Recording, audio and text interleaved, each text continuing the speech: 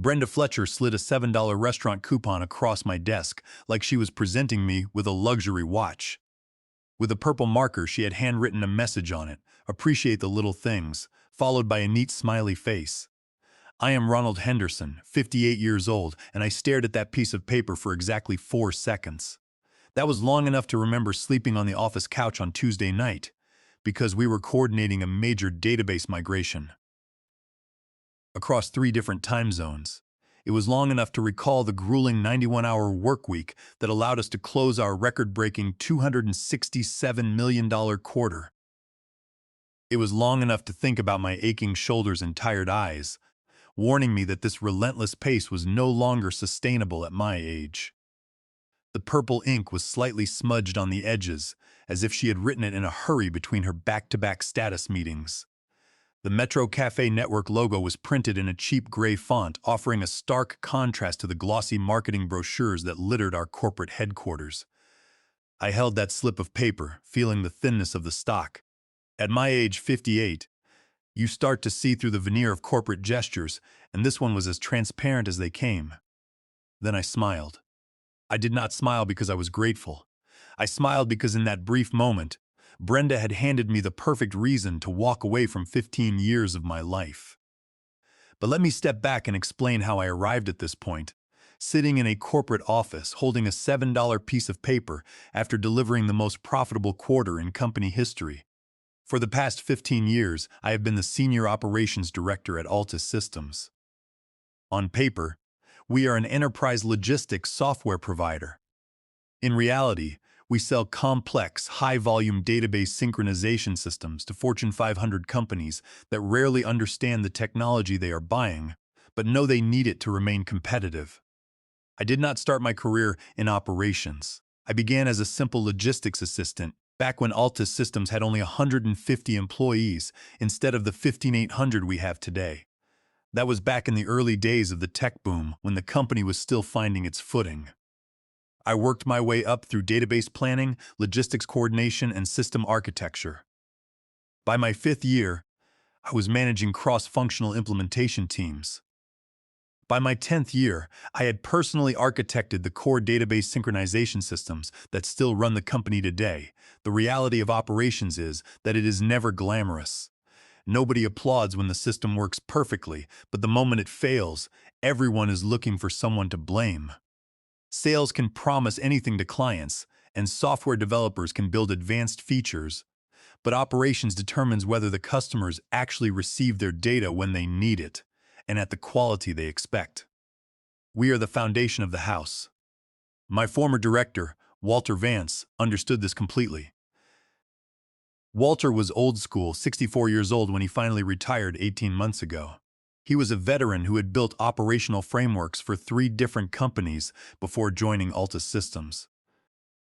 Walter protected our department when executive leadership demanded impossible delivery dates. He fought for our staff size when other managers complained about budget overhead. He ensured that operational expertise was respected, not treated as a free resource. Walter had a simple philosophy. Operations is the foundation of the company, and if the foundation cracks, the entire house collapses. Working under Walter, I learned how to build scalable systems, how to anticipate software failures before they affected clients, and how to manage teams under pressure. The work was demanding, but it was fair. We stayed late when it mattered, handled system emergencies on late Friday afternoons, and managed client setups across multiple continents. But Walter always backed us up. He made sure our bonuses and promotions reflected our actual contributions, not just our titles. When Walter retired 18 months ago, the leadership replaced him with Brenda Fletcher. Brenda was 32, possessed an MBA from Wharton, had 3 years of consulting experience, and had absolutely zero understanding of how data operations actually functioned. She was sharp, competitive, and entirely convinced that metrics, dashboard slides, and business school buzzwords could solve any operational challenge. Her first team meeting was filled with terms like process optimization, streamlined workflows, and leveraging synergies. She spoke about modernizing our approach, but did not ask a single question about our current database systems, our client relationships, or why our specific protocols were in place. After that initial meeting, she pulled me aside. "Ronald, I have heard great things about your institutional knowledge," she said. "I am counting on you to help drive this transformation." In corporate terms, that meant she was going to change everything that worked, and she needed me to prevent the system from crashing while she figured out her job. I tried to give her the benefit of the doubt. Everyone deserves time to learn, especially when managing complex database infrastructures they did not design. I spent hours walking her through our client protocols and showing her the database syncing code I had built years ago to prevent transactional delays. For a few weeks, I thought we might work well together. Then she began to optimize. The first sign of trouble was the Monday morning metrics dashboard. "We need real-time visibility into database operational performance," Brenda announced during a team meeting. "Just a quick daily snapshot of key performance indicators. Nothing too heavy, just data that helps leadership make informed decisions." The problem was that our existing database systems were designed for weekly and monthly reporting cycles, not daily updates.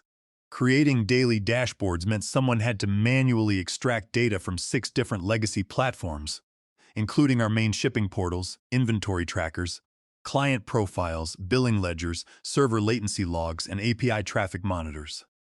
We had to cross-reference all of it with current client setups, validate the accuracy against multiple databases, and format everything into charts for executive slides. That someone was me and my team. It was tedious, administrative work that added no real value to our clients. "Where will the additional hours come from?" I asked during the rollout meeting. "We are already at capacity managing active integrations." "We will streamline existing processes," she said confidently, with a dismissive wave of her hand. "Work smarter, not harder." This is about efficiency optimization and showing the executives we are data-driven. What happened instead was that within 8 weeks, my standard 50-hour work week became 65 hours. The metrics dashboard required 2 hours every morning just to compile and validate. Client database emergencies still needed immediate attention. Monthly reporting deadlines did not disappear. Quarterly planning cycles still demanded the same level of detail and analysis. Our team of 8 experienced database coordinators shrank to 6 when 2 people left for positions at competitors that understood work-life balance. Brenda's response was that this was a great opportunity for everyone to expand their skill sets and take on more responsibility. No replacement hires were approved. No adjustment to client deliverables was made. Just more work, distributed among fewer people with the expectation that we would maintain the same quality and turnaround times that had made our department the backbone of the company's operational success. By month 4 under Brenda's leadership, I was averaging 75 hours a week. By month 8, it was 85. This quarter, the one that generated our record $267 million, I tracked 91 hours per week for 12 straight weeks. You might wonder why I did not push back harder. Why I did not just say no to the impossible workload. I had 3 reasons, all of them sitting in my bank account every month. Alimony payments of $3,200 to my ex-wife, my daughter Chloe's pre-med program tuition at Johns Hopkins, which cost $65,000 a year, and my son Daniel's aerospace engineering degree at Purdue, which cost $42,000 a year. At 58, with an ex-wife who had received half of everything in our divorce settlement 5 years ago, 2 kids whose education cost more per year than I used to make in total early in my career, and an aging father showing early signs of dementia whose care facility cost $4,500 a month, walking away from a $195,000 salary was not an option. But the real reason I stayed was not just financial. It was professional pride and a secret leverage I held. Years ago, before my promotion to Senior Operations Director, I had designed a proprietary database synchronization tool named SyncCore. I built SyncCore on my own time, on my own computer, and registered the federal copyright for it under my name. When Altus Systems wanted to use it to speed up client data transfers, I did not sell it to them. Instead, Walter Vance and I drafted a strict licensing agreement. The agreement granted Altus Systems a non-exclusive, revocable license to use SyncCore internally for processing transactions. The license specifically prohibited any commercial distribution of the tool or embedding it into products sold to external clients. It also contained a clause stating that if the license terms were violated, or if my employment was terminated under certain conditions, the license would automatically terminate after 30 days' notice unless a new commercial agreement was negotiated.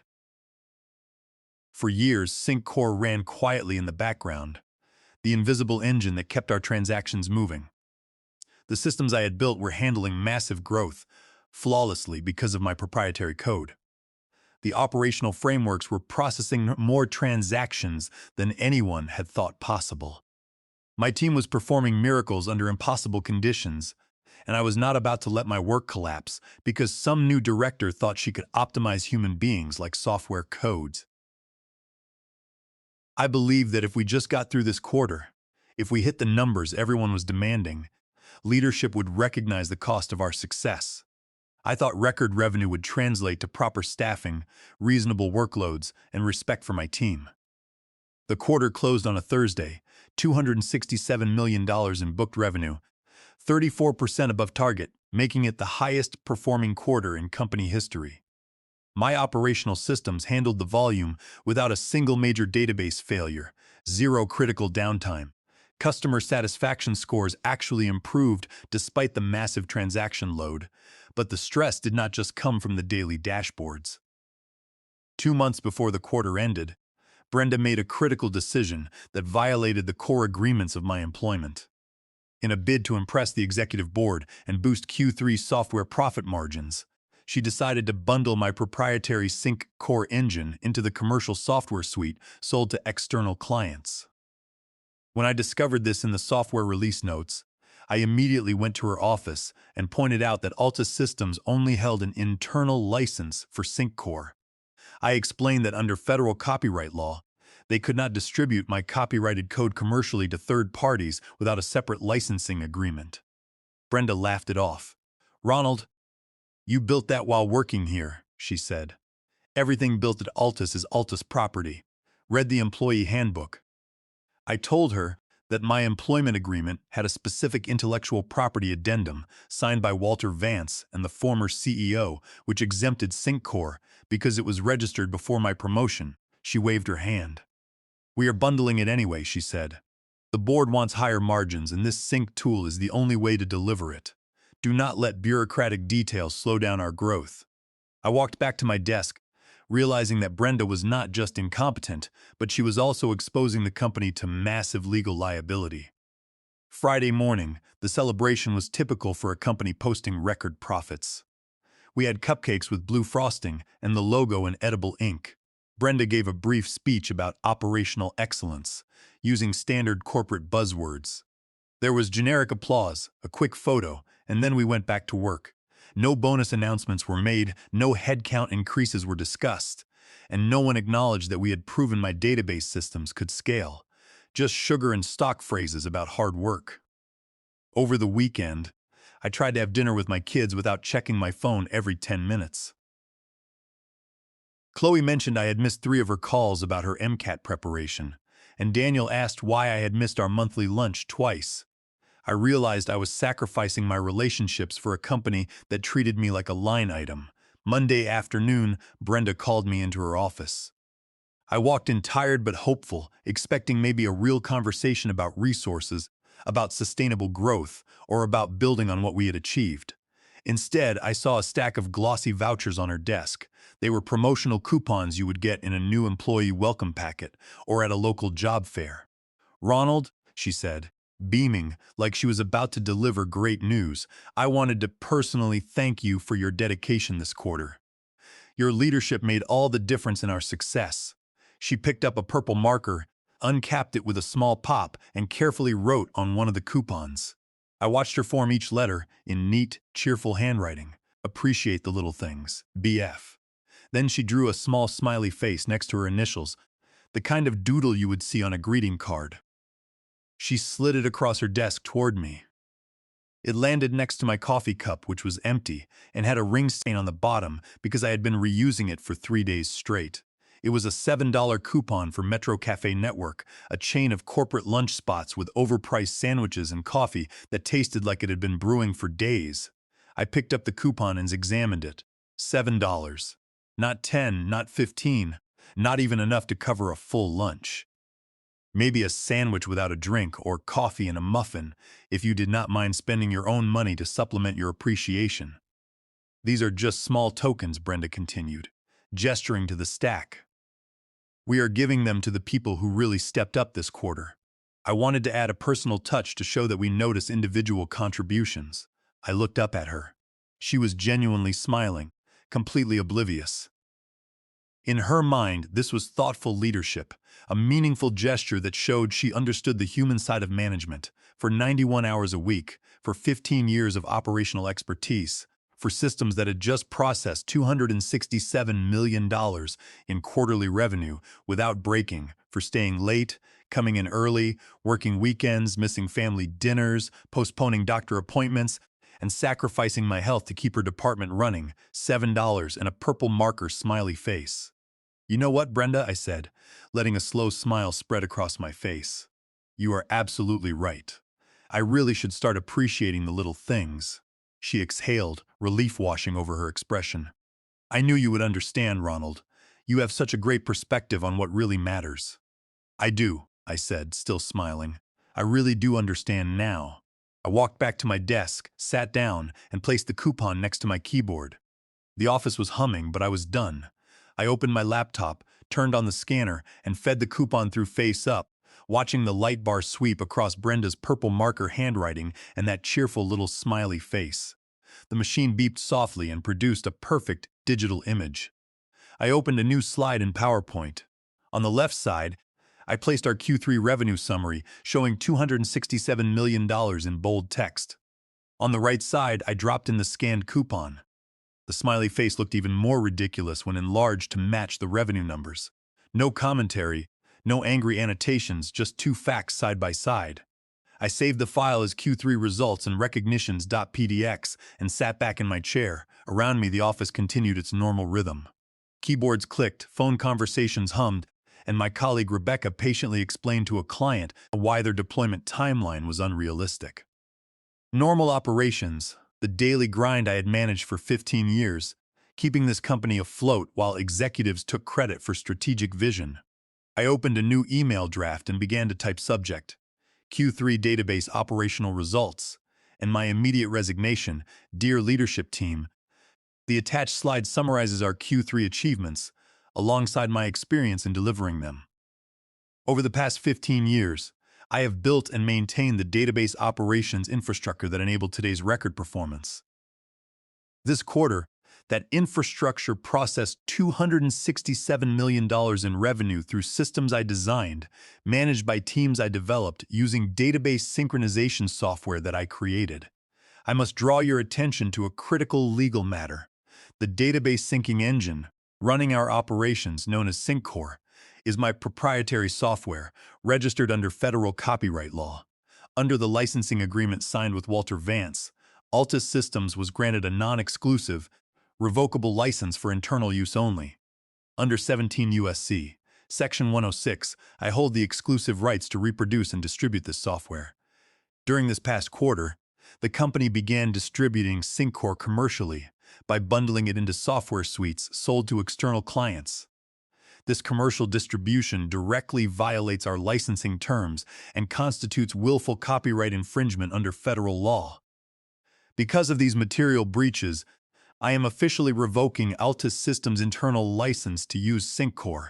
You have exactly 30 days to cease all use of my software, after which any continued runtime execution will result in immediate system shutdowns and legal action under 17 U.S.C. Section 501. To deliver this record quarter under these conditions, I averaged 91 hours per week for 12 consecutive weeks. The attached slide shows our official Q3 revenue achievement next to the $7 coupon and handwritten smiley face I received as my sole recognition. At 58, supporting 2 children in college and managing family medical costs, I know the value of work. I also know when it is time to walk away. My resignation is effective in 2 weeks. The institutional knowledge I carry will depart with me. Thank you for the opportunity to contribute to Altus Systems over the past decade and a half. Ronald Henderson, Senior Operations Director. I attached the PowerPoint slide and carefully reviewed the recipient list. I included CEO Julian Brooks, COO Diana Porter, CFO Lawrence Miller, and VP of Human Resources Teresa Shaw. I copied Brenda Fletcher for visibility. At exactly 3:47 p.m. on a quiet Tuesday afternoon, I clicked send. The response was almost instantaneous. By 3:51 p.m., my desk phone was ringing with numbers I did not recognize.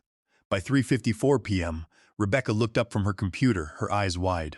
"Ronald, your phone is ringing non-stop, and I just saw a mass email forward from the COO's office. Is everything okay?" "Everything is fine," I said. And for the first time in months, I meant it. At 3:56 p.m., I saw the CFO forward my email to the legal team with the subject urgent, review copyright license terms immediately. At 3:58 p.m., Brenda's direct line appeared on my screen. I let it go to voicemail. I was already moving, gathering the personal items I had accumulated over 15 years of making this office my home. I packed a few family photos of Chloe and Daniel, the spare reading glasses I kept in my desk, and the insulated coffee mug my children had given me for Father's Day. I also took the small brass paperweight Walter Vance had given me on my 10th anniversary with the company. It was engraved with the words, "Operations keeps the wheels turning." It was a simple, heavy object, but it represented a time when work was measured in results and respect rather than slides and dashboards. I placed it at the bottom of the box, cushioning it with my spare sweater. The box felt heavier now, not because of the items, but because of the 15 years of labor they represented. Everything else belonged to the company. The technical manuals, the process documents, the emergency contact lists, and the client notes. I left them all. They represented 15 years of institutional knowledge that could not be replaced by hiring an MBA with a fresh perspective. People were starting to stare as I emptied my desk. Word was spreading through the open office in whispered conversations. Sylvia from Client Services walked by and gave me a subtle thumbs up. Sean from Procurement mouthed the words, "Good for you," when he thought no one was looking. I did not make a farewell speech. The slide in the email had said everything that needed to be said. I packed my box, logged out of my computer terminal, and walked toward the elevator. The doors opened with a familiar ding. I stepped inside, turned, and looked back at the operational department I had built. My team was still working, still solving problems, still keeping the company running despite the pressure. They were good people. The doors closed, and for the first time in months, I felt peace. The lobby felt different on my way out. The polished floors and corporate videos playing on mounted screens seemed distant. I was no longer calculating tomorrow's tasks or tracking integration schedules. I pushed through the heavy glass doors into the late afternoon sunlight. The cool October air in Denver was crisp. I was halfway to my SUV when I heard it. "Ronald." Brenda's voice was sharp with panic, cutting through the ambient parking lot noise. The clicking of her heels on the asphalt was fast and erratic. I stopped beside my SUV, placed my box on the hood, and turned around. She was running between the rows of parked cars, her usually immaculate appearance disheveled. Her blazer was slightly askew, several strands of hair had escaped her styled bun, and she was visibly out of breath. "Wait," she gasped, reaching me and raising her hand as if she could physically block me from opening my car door. "We need to talk about this. You cannot just leave like this." I leaned against my SUV, crossed my arms, and waited for her to catch her breath. "About your email," she said, her voice shaking. "You embarrassed me in front of the entire executive team. Do you have any idea how this makes our department look?" "It depends on who is reading it," I replied calmly. "To the people who actually understand operations, it looks like an honest description of reality." "The coupon was just a symbolic gesture," she said quickly, her face flushing. "You know we have strict quarterly budget constraints. We cannot just hand out cash bonuses to everyone." "Brenda," I said, "I did not ask for a bonus. I asked for resources, and I expected recognition that reflected the actual value my team delivered. Then what do you want?" The frustration in her voice was turning into outright desperation. "Because right now, it looks like you are trying to destroy the company's reputation on your way out the door. What I want is leadership that understands operations requires sustainable systems," I told her. "What I want is a manager who knows that 91-hour workweeks are not a badge of honor, but a management failure. And what I want is for Alta Systems to respect federal copyright laws and my intellectual property." She folded arms defensively. You think I do not face pressure from above? I do not set the corporate revenue targets, and your solution to that pressure was a $7 coupon with a smiley face, I said. It was a personal touch, she insisted, like repeating the words would somehow change what it was. It was a message, I replied. A message that 15 years of my life in code are worth less than a cheap sandwich. Her phone buzzed in her hand. She glanced down, and I could see the stress lines deepen around her eyes. I caught a glimpse of the text preview from COO Diana Porter. Emergency meeting in boardroom A now. Legal is reviewing the SyncCore copyright. She looked back at me, the corporate mask dropping completely. Underneath, she looked like what she was. A 32-year-old manager promoted way beyond her experience, trying to run systems she did not understand while satisfying executives who only cared about quarterly numbers. HR just called me, she said quietly, her voice dropping. They want to make you an offer. Senior VP of Operations. A 20% salary increase, plus equity participation. We can draft a commercial license for SyncCore immediately. I am not negotiating, Brenda, I said. She blinked, stunned.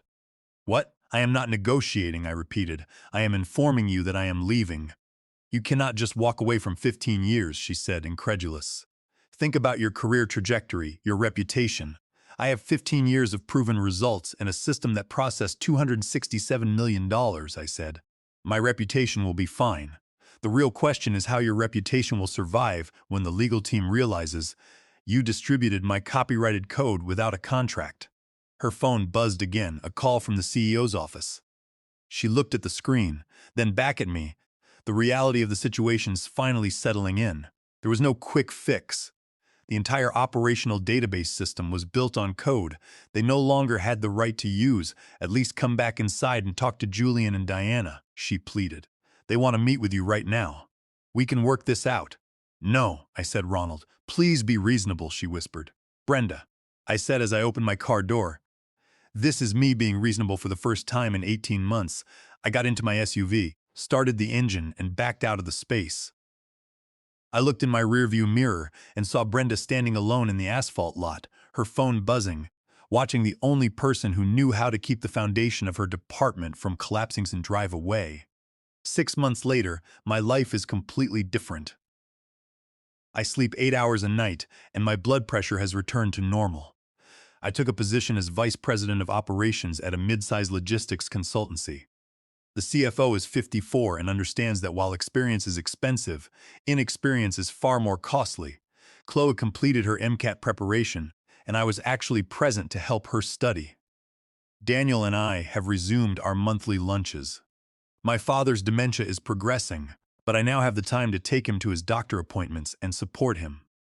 My new company gave me equity, reasonable hours, and something Alta Systems never did: respect. I heard through colleagues that Alta Systems had to hire 3 separate coordinators to manage the workload I handled alone.